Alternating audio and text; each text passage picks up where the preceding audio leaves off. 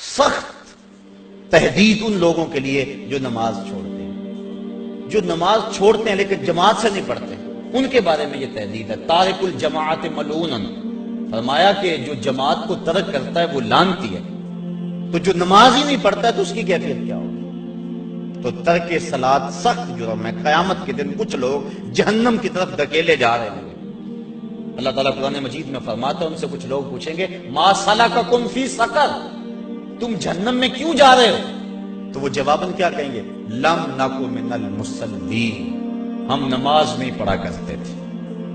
یعنی ہمارا جہنم میں جانے کا سبب یہ ہوا کہ ہم نماز نہیں پڑھا کرتے تھے۔ اور صاحبو، اللہ کے محبوب کا ایک فرمان سنو اور غور سے سنو۔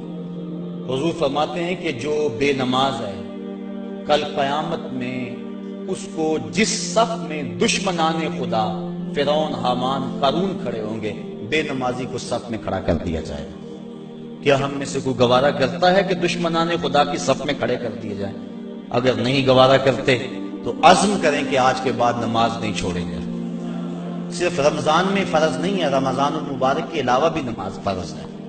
اور اس معمول کو یہ اللہ نے کرم کیا کہ مسجدوں کے در کھل گئے، شیطان راستے سے ہٹ گیا اور مسجدیں آباد ہو گئی، پیشانیاں سجدوں سے آشنا ہو گئی، دل اس کی محبت سے سرشار ہو گئے۔ اور سحری کا منظر کتنا حسین ہوتا ہے، افطاری کے لمحے کتنے حسین ہوتے ہیں۔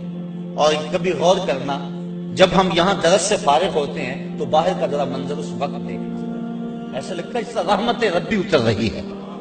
عجیب کیفیت میں تو محسوس کرتا ہوں کہ اللہ کا قرآن سنا، اس کا دین سنا، اس کے پیغام کو سنا تو ایسی کیفیات نصیب ہو جاتے ہیں۔ یہ رمضان کے عشرہ رحمت سے چھنتا ہوا نور ہے جو ہمارے من میں اجالے پیدا کر رہا ہے۔ تو یہ جو ہمیں توفیق نصیب ہوئی رمضان میں نماز کی، دعا کریں کہ یہ تسلسل سے باقی رہے، اور یہ جن گناہوں کی نشاندہی کی گئی ہے اللہ ہمیں بچنے کی توفیق دے، جن کی نہیں بھی کی گئی ہمیں پتہ ہے کہ گناہ کیا ہے۔